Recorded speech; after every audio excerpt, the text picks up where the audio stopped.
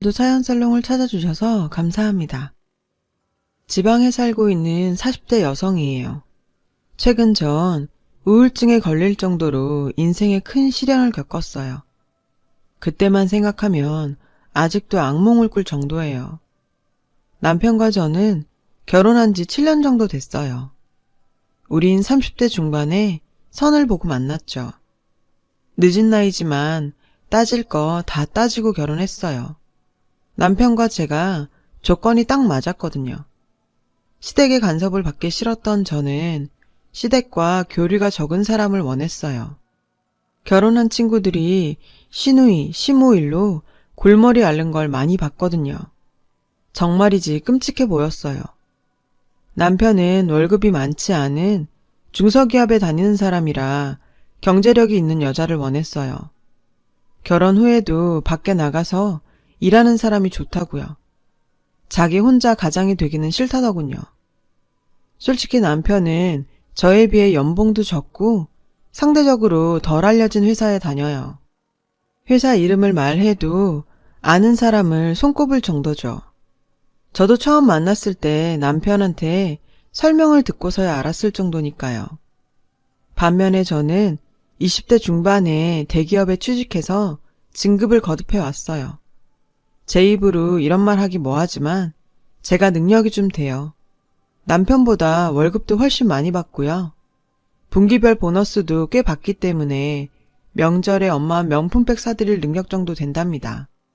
그렇다고 사치를 하는 성격은 아니에요. 지금까지 받은 월급의 절반은 꾸준히 저축을 했을 정도니까요. 능력도 능력이지만 따지고 보면 다른 동기들 결혼할 때 일하고 육아할 때 일한 결과였어요. 알아놓을 정도 아니면 결근하는 일이 없을 정도로 주변에서 지독하다는 소리를 듣고 살죠. 솔직히 30대까지는 회사까지 관두고 결혼하는 사람들이 이해가 안 갔어요. 근데 30대 중반쯤 되니 달라지더군요. 남자친구는 둘째치고 만날 친구도 없다 보니 그런가 봐요. 친구들은 애 키운다고 눈코 뜰 새 없이 바쁜 데다 만나도 지들끼리 아가와 시모, 시누이 얘기만 해대는데 낄 틈이 없더라고요. 그런 만남이 이어지다 보니 소외감이 들기 시작했죠. 그나마 자주 만나는 친구라곤 얼마 전 이혼한 수기뿐이에요. 수기는 결혼하고 3년 만에 이혼을 했어요. 결혼할 때만 해도 변호사 남편 만났다고 주위 친구들이 많이 부러워했어요. 결혼도 호텔에서 했고 사회자로 유명 개그맨까지 섭외했고요. 근데 위자료도 못 받고 합의이혼했다는 거 보면 수기한테 책임이 있는 것 같았어요. 자기도 쪽팔리는지 말 안 하더라고요. 아무리 친해도 억지로 물어보기 좀 그랬고 언젠가 수기가 솔직하게 말해줄 거라 생각했어요. 주변 친구들 중에는 20에 결혼해서 애 셋 낳고 사는 친구도 있고 수기처럼 이혼한 친구도 종종 생겨나긴 했지만 친구들이 사는 걸 보니 저도 좀 생각이 달라지더라고요. 그제서야 저도 결혼해야겠다 생각이 들었어요. 그때 저희 남편을 만난 거죠. 외모도 평범하고 무던한 사람이라 좋았어요. 나이에 비해 배도 안 나오고 자기관리도 잘한 것 같고요. 특히 남편 쪽엔 우리 결혼에 왈가왈부할 시댁이 없었어요. 남편한테는 미안한 소리지만 그게 가장 혹한 조건이기도 했어요. 남편 아버지는 어릴 때 도망갔다고 했어요. 초등학교도 들어가기 전에 바람나서 집 나간 이후로 얼굴 한번 본 적 없다더라고요. 사춘기 때 같이 찍은 사진도 다 태워서 사진 한 장 없고요. 그래서 남편은 할머니 손이 컸다고 하더군요. 어머니는 남편이 중학생 때 재혼해서 새 가정을 차렸다더라고요. 처음에는 재혼한 남자도 소개시켜주고 같이 살자 했었나 봐요. 그런데 배다른 동생 태어나고 점점 소원해졌다고요. 남편의 유년 시절 얘기를 들을 때마다 참 복없는 사람이다 생각했어요. 부모한테 받은 것도 없고 유년 시절도 그렇게 보내서 본인도 자신이 자식 낳아 잘 키울 수 있을지 모르겠더래요. 살아온 과정은 달랐지만 그런 것과는 상관없이 우리는 반년 정도 만남을 가지다 바로 결혼했어요. 남편도 저처럼 나이 때문에 결혼을 서두른 비혼주의자였어요. 하지만 아이 문제에 대해서만큼은 서로 의견이 달랐죠. 저는 아이를 꼭 가지고 싶었지만 남편은 그 반대였어요. 저는 비혼주의자였을 때도 나중에 정자은행이라도 가서 나 닮은 애는 꼭 낳아야지 결심할 정도였어요. 친구들 아이만 봐도 그렇게 좋을 수가 없었거든요. 그런데 남편은 좀 달랐어요. 자기 부모 영향인지 아이 낳는 거에 대해 되게 신중했어요. 자기가 애를 잘 키울 수 있을지 모르겠다고 계속 걱정하더군요. 그래서 2세 얘기만 나오면 싸웠어요. 의견 차이가 좀처럼 좁혀지지 않더군요. 그래도 결혼하면 달라지겠지 싶어 결혼을 했어요. 저도 일한다고 바빠 당장 애를 갖고 싶지는 않았어요. 몇 년 기다리면 생각이 달라질까 싶었죠. 남편을 설득할 자신도 있었고요. 딩크족 아시죠? 애 안 낳고 부부 둘이 사는 가정이요. 그렇게 저희는 딩크족처럼 몇 년을 살았어요. 그런데 시간이 갈수록 초조해졌어요. 결혼할 때도 이미 노산이긴 했지만 더 늦어지면 몸이 안 따라줄 것 같았거든요. 남편 몰래 냉동 난자, 냉동 정자 방법도 알아보던 중이었죠. 그래서 저는 남편 모르게 임신 준비를 하기로 했어요. 저희 엄마는 용하다는 한의원 가서 부부한약도 지어 오셨고요. 물론 남편한테는 기력 좋아지는 약이라고 거짓말했어요. 부부한약이라고 말하면 싸울 게 뻔했거든요. 전 이런 고민을 절친인 수기에게 자주 했어요. 가정이 있는 친구들은 이런 고민을 이해하지 못할 테니까요. 마침 수기가 이혼 후 저희 옆 동네에 이사를 왔거든요. 엎어지면 코 닿을 거리라 퇴근 후 우린 자주 만났어요. 가끔 호프집에서 남편과 셋이서 맥주를 마실 때도 있었고요. 수기는 쿨한 성격인데다 이성한테 끼를 부리는 여우 같은 애도 아니었어요. 그래서 저도 마음 편히 다 같이 놀았죠. 가끔 둘이 저보다 더 잘 맞는 것 같아서 조금 질투가 나기도 했지만요. 그래서 한 번은 남편한테 이런 말을 물은 적도 있어요. 자기, 만약에 결혼 안 했으면 수기 같은 여자는 어떨 것 같아? 그랬더니 남편은 자기 취향이 아니라고 하더군요. 좀 부담스러운 타입이라면서요. 그러니 그런 질문 하지 말라고요. 실례라면서. 그래서 전 남편한테 사과했어요.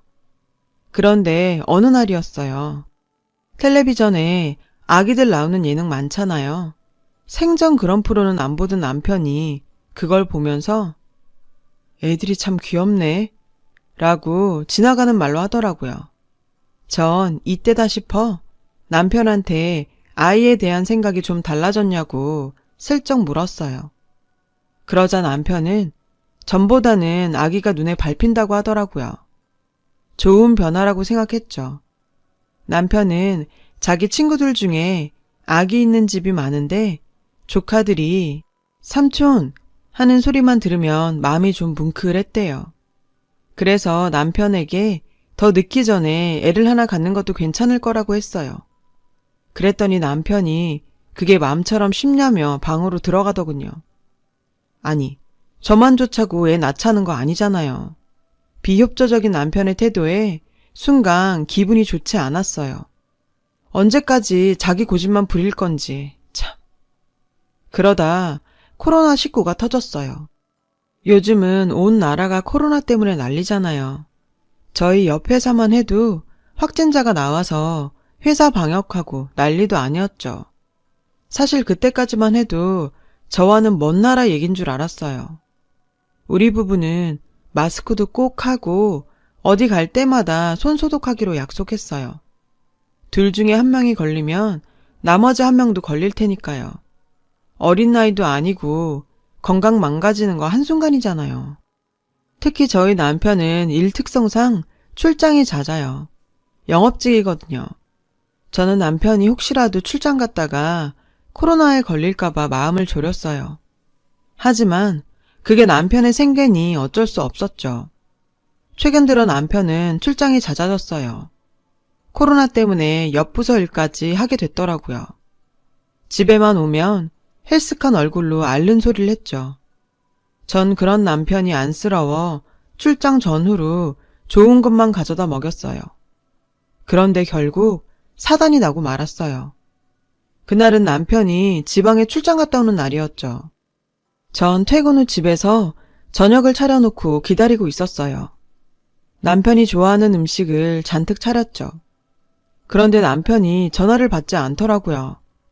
그러다 자정이 지날 무렵에 남편한테 전화가 왔어요. 심각한 목소리로 큰일이 났다면서요. 하필 점심 먹으러 간 식당에서 확진자가 나왔다는 거예요. 제가 되도록이면 손님 없는 식당에서 밥 먹으라고 했건만 운이 안 좋았던 거죠. 어디에 하소연할 데도 없었어요. 하는 수 없이 남편은 자가격리를 해야 하는 상황이었죠. 남편은 지방 친구네 집이 비었으니 거기서 지낸다고 했어요. 저는 아무 의심도 하지 않았어요. 오히려 남편이 걱정되어 이것저것 생필품을 보내주려고 친구 집 주소를 물었어요. 그러자 남편이 극구 사양하더군요. 당신 일도 바쁜데 나까지 신경 안 써도 돼. 난 여기서 잘 지내고 있으니까 당신도 몸조심히 잘 있어. 그날부터 남편과 저는 전화로만 연락을 했어요. 다행히 저희 남편은 감염자랑 접촉을 하지는 않았고 식당이 커서 자리도 한참 떨어져 있었다고 하더군요. 참 다행이죠. 저는 이왕 남편과 떨어져 있는 김에 임신 준비도 하고 남편을 설득할 준비를 해야겠다 싶었어요. 회사에 휴가를 내고 산부인과도 갔고요. 다행히 나이에 비해 자궁 나이가 젊어서 임신 걱정은 안 해도 된다더군요. 의사 선생님은 임신 계획이 있으면 남편과 같이 내원해서 남편도 이것저것 검사받으라고 했어요. 그래서 바로 예약했죠. 걱정하고 간 산부인과에서 희망적인 말을 들으니 기분이 좋더라고요. 그래서 그날 동네 친구랑 쇼핑하러 백화점에 갔어요. 남편이 갖고 싶다고 했던 명품 신발이 있었는데 이참에 사두려고요. 그날 친구랑 갔던 백화점은 사실 평소에 제가 자주 가던 곳은 아니었어요. 저희 집에선 좀 멀거든요. 그날은 친구가 이왕이면 동네를 벗어나 바람도 쐴 겸 가자고 해서 간 거였죠. 전 가끔 생각해요. 만약 그날 제가 백화점에 가지 않았다면 전 지금 어떻게 살고 있을까? 백화점에서 남편 신발을 사고 내려가는 길에 아동복 파는 층이 있었어요. 평소 같으면 갈 일도 없는 층이죠. 근데 그날따라 아기 옷을 구경하고 싶더라고요. 친구와 저는 전시된 아기 신발이 너무 예뻐서 구경하던 중이었어요. 주위에는 아기를 데려온 젊은 부부들도 보였죠. 그런데 함께 온 친구가 제게 그러더군요.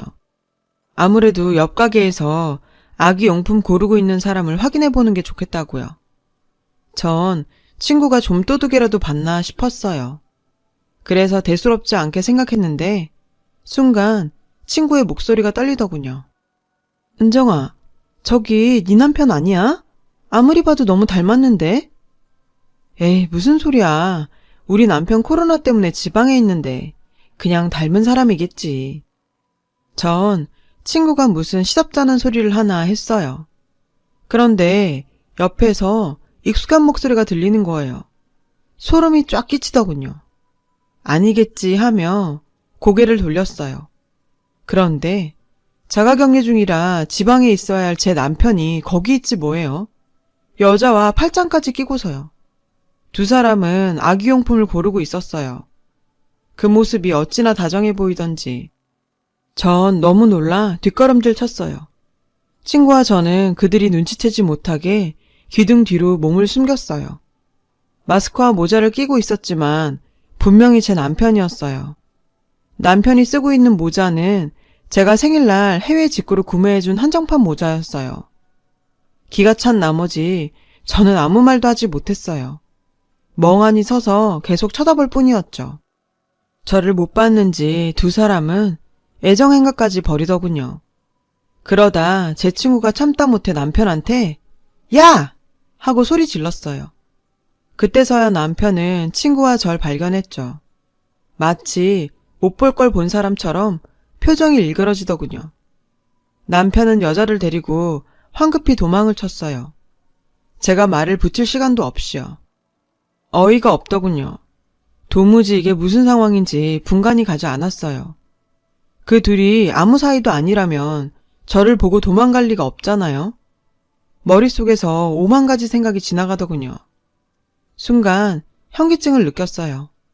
그 바람에 하마터면 쓰러질 뻔했죠. 다행히 친구가 급히 정수기에서 물을 떠다 주어서 정신을 차릴 수 있었어요. 심장이 터질 것 같이 뛰었어요. 친구가 저한테 정신 차리라며 남편과 같이 있던 년 얼굴을 봤냐고 묻더군요. 전 고개를 가로저었어요. 검은 모자와 마스크로 꽁꽁 싸매고 있어서 얼굴을 볼 수 없었거든요. 친구는 남편과 같이 있던 여자를 잡아서 얼굴 봐야 된다고 절 잡아 끌었어요. 그 말에 정신을 차리고 보니 저 멀리 남편과 그 여자가 주랭랑을 치는 게 보이더군요. 망설였어요. 솔직히 두려웠거든요. 굳이 제 눈으로 보지 않아도 될 광경을 목격하고 싶진 않았어요. 이대로 가다간 정말 돌이킬 수 없을 것 같았거든요. 하지만 그때 친구가 제 어깨를 잡고 흔들더군요. 피한다고 피할 수 있는 게 아니야. 친구 말에 정신이 번쩍 들었어요. 전 없는 힘 있는 힘을 쥐어 짜봤어요. 그리고 마치 영화 속 추격 장면처럼 저와 친구는 그들을 뒤쫓았죠. 하마터면 놓칠 뻔했지만 다행히 지하 주차장까지 쫓아갈 수 있었습니다. 그런데 꽁꽁 싸맨 채 제 남편 뒤에 숨어있는 그 여자의 모습이 왠지 낯이 익더라고요. 얼굴을 가려서 정확히 누군지는 감이 안 잡혔지만 당신이 왜 거기 있는 거야?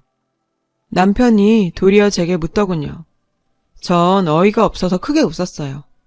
자가격리? 지금까지 그런 거짓말을 하고 새 살림이라도 차리셨어? 애도 없는 사람이 왜 아기용품점에서 나와? 그러자 남편은 손사래를 치며 말했어요. 아니야, 오해야. 무슨 오해? 전현이랑 무슨 사이야? 아니야, 이 사람은 잘못 없어. 이 사람 건들지 마. 오해는 무슨 놈의 오해. 전 지금까지 남편의 출장들도 의심됐어요.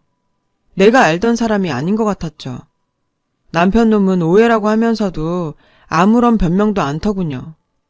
제 친구가 남편을 잡고 있는 사이 저는 그 여자에게 달려들어 모자를 벗겼어요. 그런데 이게 무슨 일인가요? 제 남편과 있던 그 여자는 제 베프인 숙이었어요. 배를 부여잡고 뻔뻔하게 저를 노려보는 거 있죠. 기가 차서 말이 안 나오더군요. 상상도 못할 조합에 저는 그대로 주저앉았어요. 어디 만날 남자가 없어서 친구 남편을 건드려요. 부끄러운 건 아는지 숙이는 바닥에 떨어진 모자를 주워 쓰고는 남편과 함께 차를 타고 달아났어요. 저는 정신이 나간 상태로 집으로 갔죠. 남편과 숙이에게 전화를 수십 통이나 걸었지만 단 한 통도 받지 않더군요. 숙이 집에 찾아갈까 싶었지만 그 둘이 살림 차린 꼴을 제 눈으로 보고 싶지는 않았어요. 숙이 집에 놀러 가려고 할 때마다 이것저것 핑계대면서 거절할 때 의심했었어야 했어요. 그냥 숙이 말을 고지곧대로 믿은 게 잘못이었죠. 그 공 같은 년이 여우같이 그 집에 남편을 끌어들였다고는 상상도 못했어요. 며칠 후 남편이 집으로 돌아왔어요. 무릎을 꿇더군요. 미안하다면서요. 저는 당장 숙이와 헤어지라고 했어요. 이혼해줘. 숙이가 내 아이를 임신했어. 뭐? 이혼? 임신? 나랑은 애 안 갖겠다더니 지금 당신이 무슨 짓을 했는지 알기나 해? 애써 외면하던 사실이 들어맞는 순간이었어요. 주차장에서 숙이가 배를 잡고 저를 째려봤을 때 어느 정도 예상은 했지만 막상 남편 입으로 들으니 하늘이 무너지는 것 같았어요. 알고 보니 둘이 하루 이틀 만난 사이가 아니더군요. 만난 지 꽤 오래된 사이였더라고요. 제가 숙이를 남편에게 소개해준 날부터 눈이 맞았다고 하니까요. 삼류 막장 드라마에나 나올 법한 일이잖아요. 저한테 이런 일이 생길 줄은 꿈에도 몰랐어요. 게다가 다른 여자도 아니고 제일 친한 친구인 숙이라니. 두 사람의 뻔뻔함이 증오스러웠어요. 사람이 어떻게 그런 짓을 할 수가 있나요? 더 이상 내 남편, 내 친구로 안 보였어요. 그냥 사람 탈을 쓴 짐승같이 느껴졌죠. 게다가 자가격리? 애초에 감염자가 방문한 식당에 간 적도 없다더군요. 그 애가 임신한 사실을 알게 돼서 축하 파티를 해야 돼서 자가격리라는 자작극을 벌린 거였죠. 제가 병원 다니며 임신 준비할 동안 남편은 제 친구년이랑 살림 차리고 있었던 거예요. 히히덕거리며 다녔을 두 년놈을 생각하면 화딱지나요. 전 남편한테 물었어요.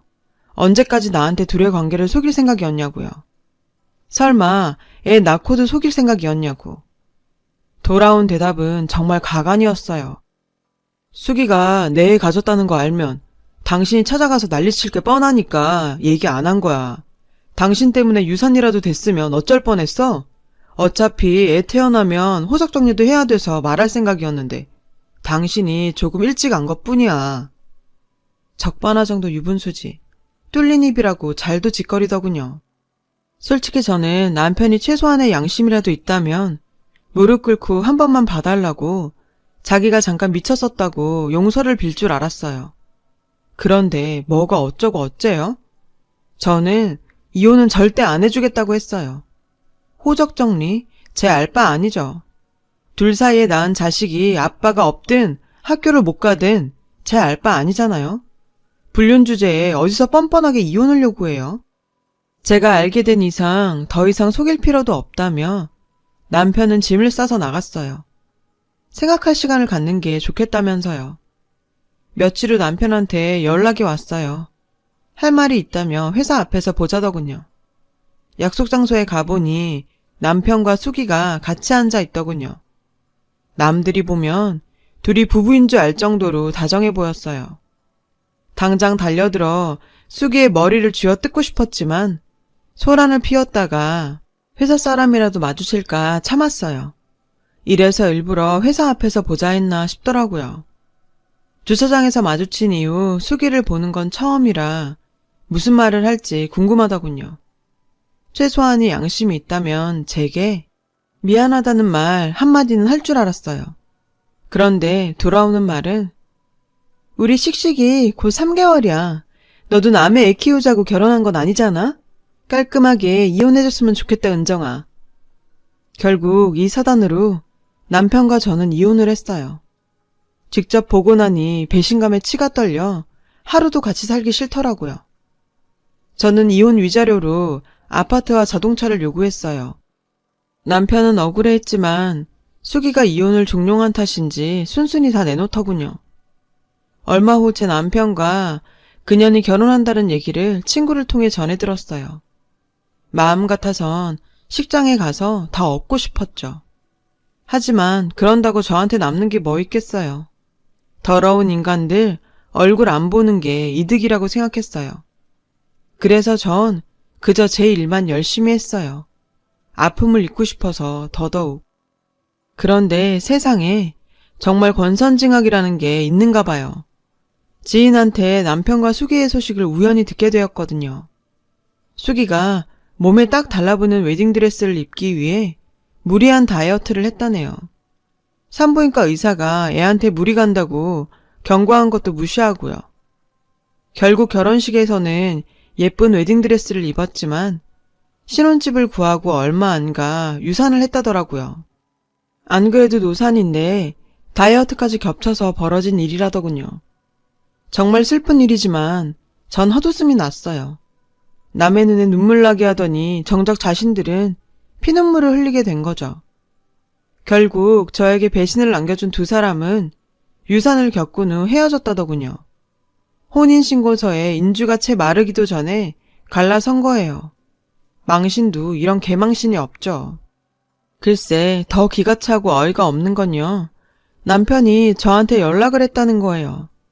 회사에 자가격리를 한다고 거짓말을 하곤 불륜을 저지른 게 소문이 났다며 저보고 와서 자길 변호해달라고요. 최악의 경우 심할서를 쓰고 회사에서 잘리게 될지도 모른다고 울고불고 난리를 치더군요. 그 나이에 이직도 어렵고 앞이 캄캄할 테니 그럴만도 하죠. 물론 그 소문은 제가 퍼뜨린 게 아니에요. 그건 그렇고 평소에 행실이 얼마나 안 좋았으면 그런 소문이 나도 주변에서 도와주는 사람이 하나도 없었을까요? 뿌린 대로 거둔다는 말이 이렇게 딱 들어맞을 줄이야. 결국 남편은 감봉 3개월에 지방공장 관리직으로 발령이 났다고 해요. 잘리지 않은 걸 보니 그 인간 명도 참 질기죠. 언제까지 두 사람을 증오만 하며 지낼 수는 없었어요. 이혼까지 한 마당에 힘들게 쌓은 제 커리어까지 잃을 순 없으니까요. 그래서 정신 차려야겠다 생각했어요. 무리해가며 큰 프로젝트도 맡았고 다행히 일이 잘 풀려서 승진 기회도 얻을 수 있었습니다. 현재 저는 거래처에서 만난 사람과 연애를 시작했어요. 저보다 5살 어린 사람이에요. 심성도 착하고 저를 금이야 오기야 아껴줘요. 똥차 가고 벤츠 온다더니 그 말 틀린 말은 아니더라고요. 쓰레기는 빨리 정리하는 게 환경적으로나 정신적으로나 좋다는 걸 알면서도 왜 그렇게 미련을 가지고 있었나 모르겠어요. 제 이야기를 들어주신 모든 분의 가정에 항상 기쁜 일들이 함께하길 바랍니다. 여러분, 사연 댓글에 응원과 현명한 조언 부탁드려요. 좋아요와 구독은 저에게 큰 힘이 됩니다. 오늘도 좋은 일 가득하세요.